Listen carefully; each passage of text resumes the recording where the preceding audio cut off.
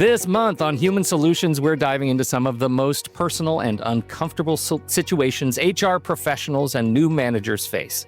Conversations most people would rather avoid.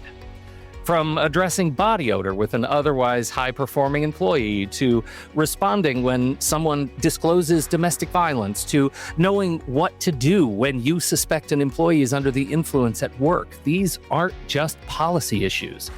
They're people issues. We'll explore not just the human side of these challenges, but also the legal implications. I'm Pete Wright, and joining me today are our heroes of the helpline, Terry Cook and Tom Jones. Hi, folks. Hey, Pete. Hi, Pete. Good to see you again. I think we should just dive in because I feel like I've been holding myself back in our pre-show, not digging right into this conversation. It seems like this is possibly the most awkward conversation you could embark on. How do I bring up body odor with an employee who otherwise does great work without making it awkward? Let's start with Terry before we get into the law, can we? Of course.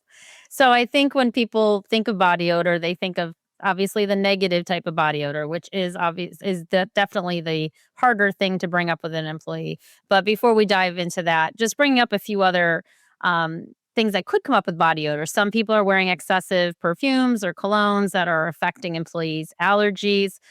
Some people have a strong scent of cigarette smoke. It could be any type of body odor. But I think, Pete, what you're probably bringing up is probably the one that's most uncomfortable to bring up when somebody is being reported by other employees of having a smell that you need to address. So there are several reasons why we have to address it, and I'll leave those legal reasons to Tom in just a minute. But as far as having the conversation, it's important to be sensitive, know that it will be a difficult discussion to have, but bringing that person aside, sitting them down, having a talk with them just to say that this has been brought to our attention. It's a tough topic, but I'd rather talk to you about it directly than for you to hear it from other employees. So we just need to talk about what's been brought to our attention and then go from there to have these discussions, let them know what's come up, listen, find out if there's reasons behind it. There sometimes are, whether they're reasons that might be financially related or reasons that might be medically related. So I would say really being sensitive, empathetic, listening are important to starting the discussion. At what point, you're also, I assume, bringing up cultural reasons, right? If you work in a cross-geographic team with different expectations, sort of sociocultural expectations of body odor gets in the way too. So, all right, Tom, why is it legally touchy ground? Well, I mean, a couple of things come to mind immediately. One of them is the employee who's come to you and complained about this may have some form of what they call multiple chemical sensitivity disorder, which could be an allergic reaction, could be some sort of very sensitive reaction to a scent or an odor, cologne, body odor, whatever it might be. But that could be one thing that triggered it. And if those two people happen to sit next to each other in the workplace, that could trigger that problem.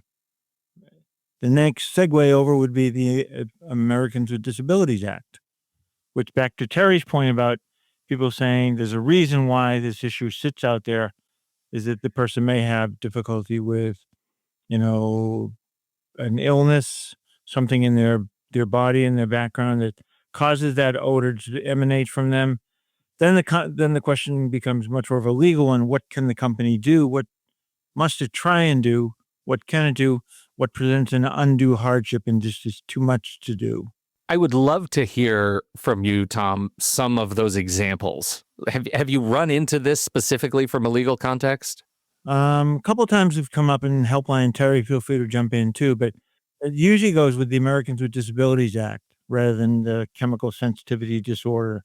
People report that they have some disability or some condition that they believe is a disability that may have caused that odors to emanate from them. So every so often it comes up on the helpline as to what may be going on with that person or not. Terry, do you have anything you recall?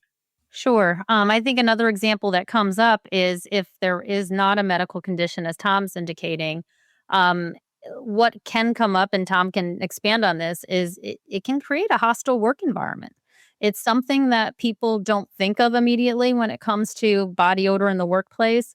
But that is something that could come from this if there's enough concern. And Tom, I don't know if you want to touch on that briefly. Sure, the discrimination laws in most states in the country would offer some possible relief here. And certainly it's something if you were concerned and motivated, you'd want to explore it. I mean, employees may consider exploring that as an option. Be to pursue and say, I feel like this is maybe uncomfortable in the workplace. The company fails to do anything about it. Therefore, I think it's created this hostile work environment. Whether that fully is recognized, and though it might be just pushing the bounds as to what constitutes a legal theory for relief, but you never know. You never know where the courts may go. Is the privacy situation kind of a fine line, or is it obvious? I'm legitimately wondering if the fact that, other peers are reporting a body odor issue becomes an issue of privacy for that employee. And at least the law in Massachusetts, you think of privacy would be putting your two hands in front of you and weighing out who has the right to know, who has the right to do something. Does it the employee's privacy versus the employer's right to address this? So 4 or 5 employees come forward to HR and say, this is a problem. The company acknowledges it's a problem, is aware of the problem. Then I think the privacy side goes away, and the argument is the company has to do something about it. And I think you'll see privacy show up in the other 2 issues we're going to talk about today as well. But at some point, unless the person's working remotely isolated in some situation, then we could try and protect their privacy a bit more. If they're interacting with fellow coworkers, customers, clients, then I think the company is effectively duty bound to try and resolve the issue as quickly as possible.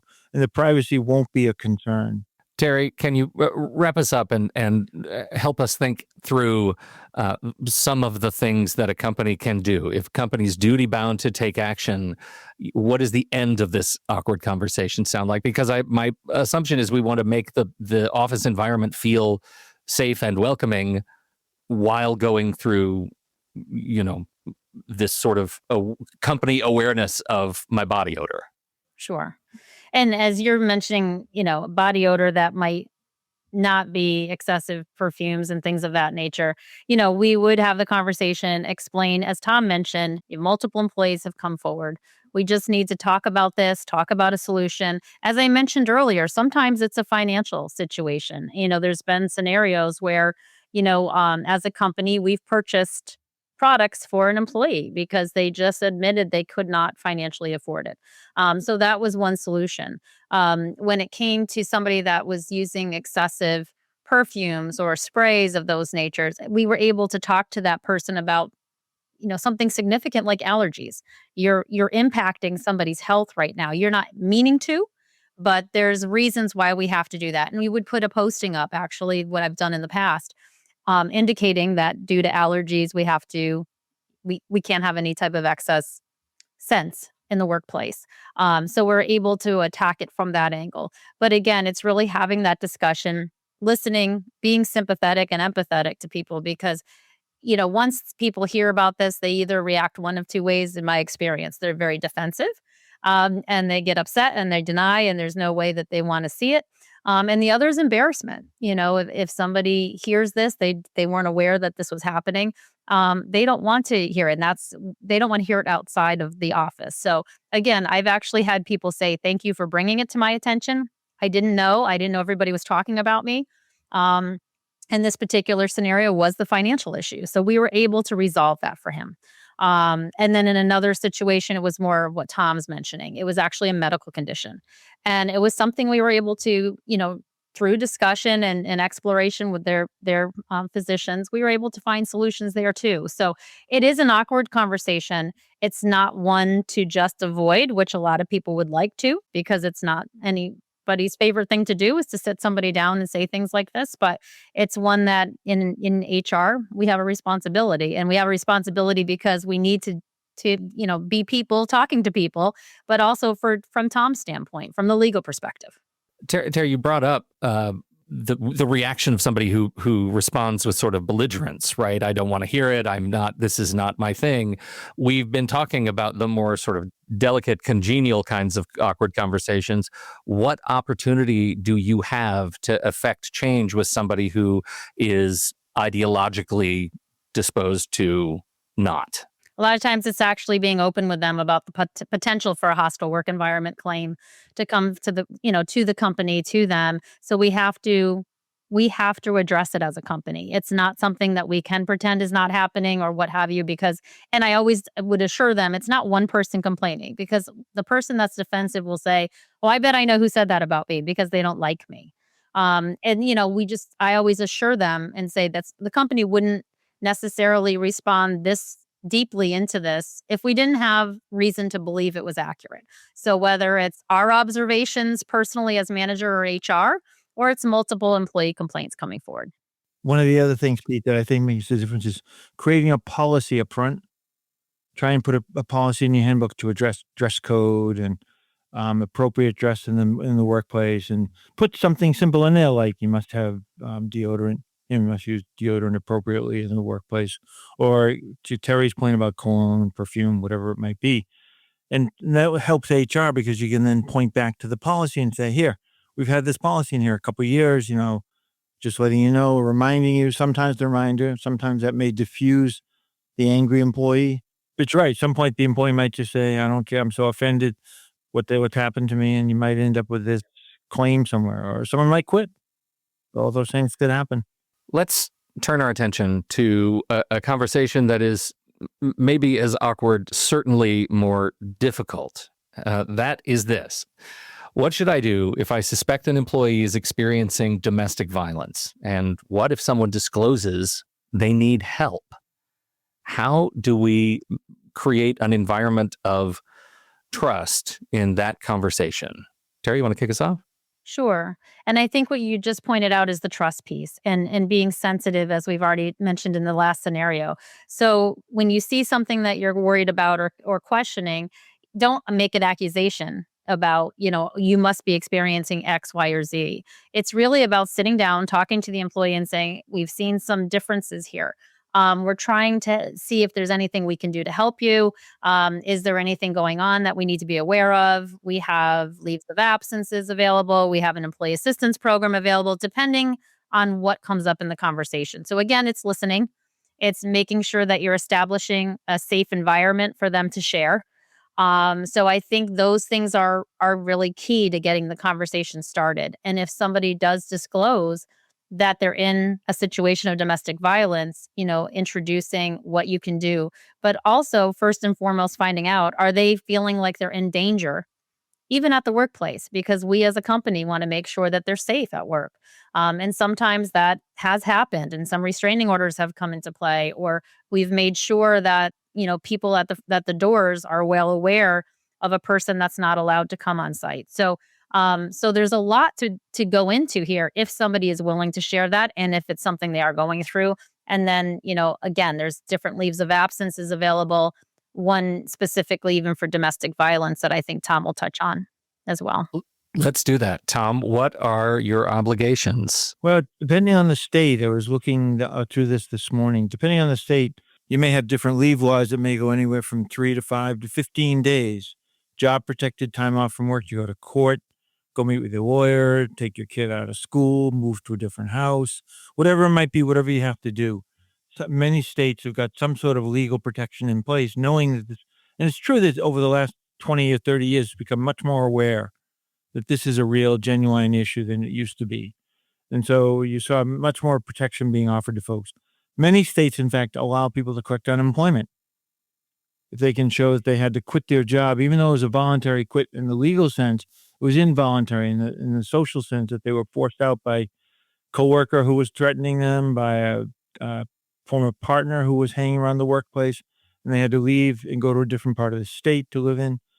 So there are more and more protections coming down. And what I've noticed, though, and it's not all that widely known about, like Massachusetts has a law that says if you have 50 or more employees, you have to have a policy. Some other states, it's 15, 12. I think Oregon, I was looking, it was 12 to 50. was a range where it ticked in depending on the amount of employees, the amount of time you got off. So it's more and more states are doing it, but it is definitely not one of these things that's publicized anywhere near as much as, say, sexual harassment or anything like that. And in a way, that's fortunate. You don't want as many people being victimized in the workplace as you do is recognize sexual harassment much more frequently. But it's definitely an issue that's out there. You see more and more of a problem with it. This is one of those topics that we've, I over the last 50 years, our organizations have really had to get more and more involved in these sorts of issues to protect our employees because these issues bleed into work. Do you have any comment on our current political situation? Are these kinds of protections at risk at all? At the state level, there shouldn't be. I mean, at the state level, I would think not. National things that are like unemployment, which is a nationally governed program, maybe that could be an issue, but I don't think most states, and it seem to be the red and blue states, seem to have some laws in place to protect victims of domestic violence. So I'd be shocked if that was really likely to be targeted by anybody to weaken or get rid of. In all honesty, but you never know. You never know, but. Wisdom from Tom Jones. All right. Let's turn our attention now to our final area. A manager suspects an employee is impaired. What qualifies as reasonable suspicion, and what are our next steps? My hunch is, as soon as you say reasonable suspicion, that sounds like a legal thing. Tom, why don't you kick us off on this one? I mean, states have a variety of different ways you can drug test. Reasonable suspicion is probably the one that's more complicated and implies more responsibility on the part of the company to determine whether this person is actually impaired. I mean, pre-employment you can do that for everybody. Post-injury is a very small subset of people. Random tends to be safety-sensitive workplaces. And so relatively few people involved in those groups.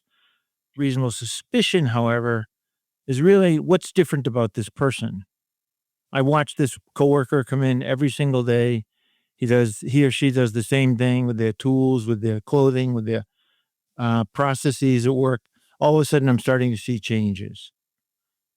More frequently absent, more frequently late. And so I begin to think, maybe that's, there's a good thing that we've developed here at AIM. We have a checklist, kind of a mental checklist that says, what do you go through? Was this person walking differently? Are they talking differently? Are they, some people speak slowly. Some people speak fast naturally. So what you're looking at is it different than what it used to be? If it is different, maybe that's the time to have a conversation with someone and say, what prompts those changes going on with that person? And what's, the other thing about reasonable suspicion you would want to think about is, so if I'm the supervisor and I'm observing you, Pete, and you seem to be different, I wouldn't just rely on myself because I could have it in for you. I could be the manager who's out to get you. So I then go. That checks out. I want Terry to go by independently from me and observe what's going on. If she comes back with the same results, then say, okay, there seems to be something different here. Let's pursue that in a conversation. And in some ways, it's part of the conversation, very awkward conversation, maybe up front, but still has to be had. And say, here's what we've observed, Pete. Terry, weigh in. How do you make this conversation less awkward? I think it's about setting up expectations for the employees. So Tom mentioned reasonable suspicion, pre-employment drug testing. It's about having a policy. So you're explaining to the employees, these are the expectations at work. It's a drug-free, alcohol-free workplace. And talking about when things might be addressed. So maybe a lot of employees don't read word for word everything in the policies that we hope they do.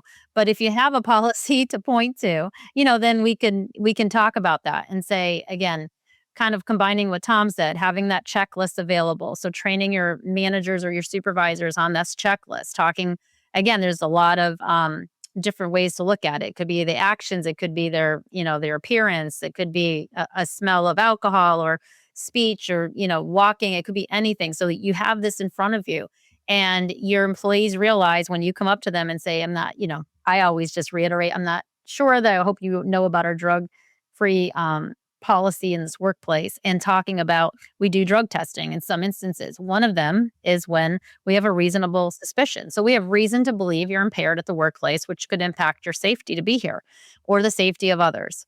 So this is what we've observed. And as Tom said, this would be after you've made your observation, you've had another manager or supervisor also kind of second that, check off their items, and then sitting down and talking to them about it. Again, in a policy, the other reason it's helpful to have the policy is it's very clear the next step. The next step in the policy would be, now you have to be brought to this local clinic to have a drug or alcohol testing done. We will bring you. Because, it's funny. Some people will say, well, I'll just tell them to go. Well, if you think they're impaired, do you think it's a good idea that they're driving? So we want to bring them. And then you sit with them until they've had the test. And then it's nice in a policy when you talk about what could happen afterwards. Some policies say it might be an immediate termination if you're found to be impaired in the workplace and it's proven. Others say, you know what, we're going to give you a chance.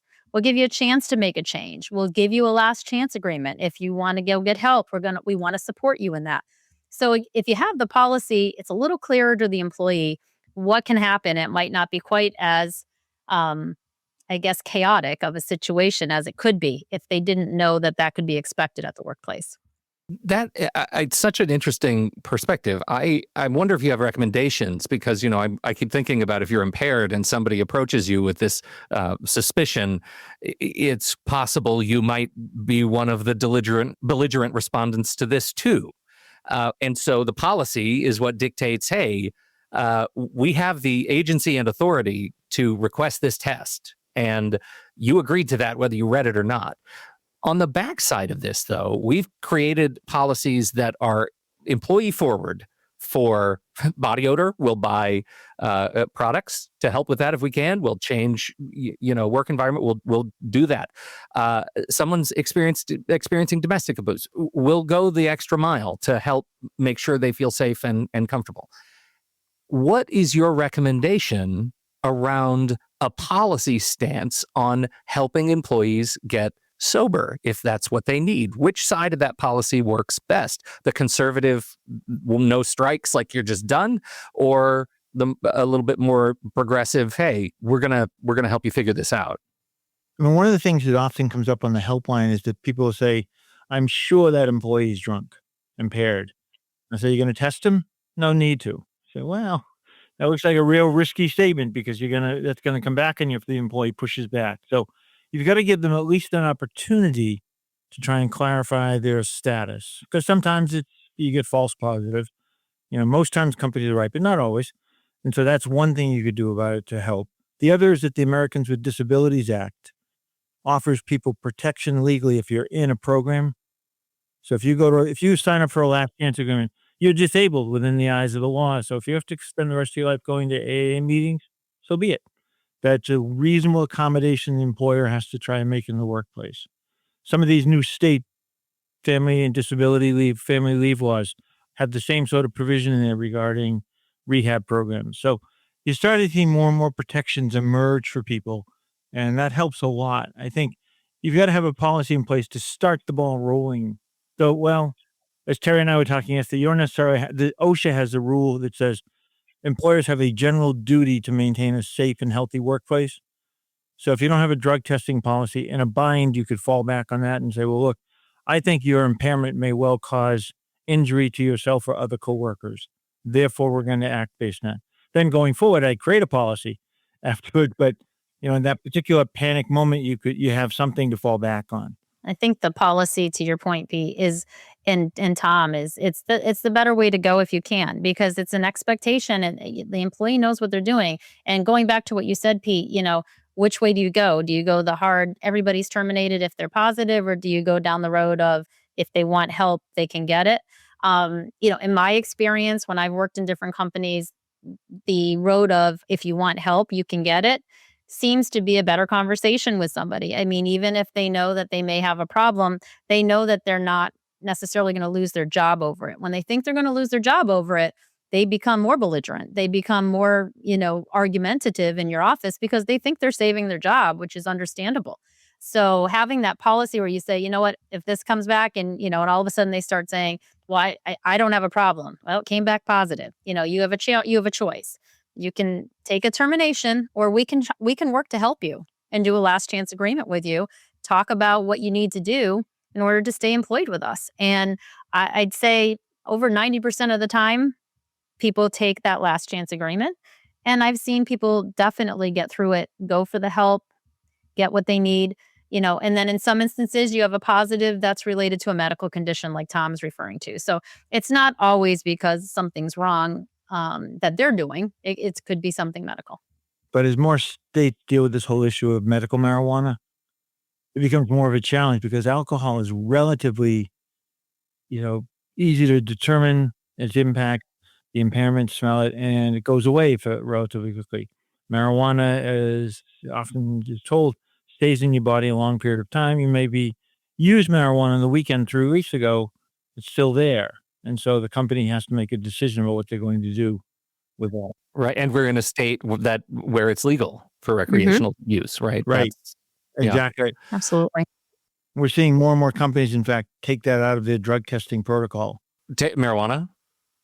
In medical marijuana, the cannabis being removed from the drug testing protocol, so they'll be focused on amphetamine, the harder drugs, quote unquote, and not try, because they figure that exactly what you said, so many more people are using it, it's so much more available, and 30, 40 states have medical marijuana laws. When we're talking a lot about expectations of employees, Tom and I both are, but it's also important to make sure your managers are trained on the policy, on what to do, the right way to handle it, because a lot of times if they don't know how to handle it, if they don't know there's a reasonable suspicion checklist, if they don't know to bring it to HR, obviously things can happen. People can get hurt. And if somebody else hurts somebody different, there's still liability involved.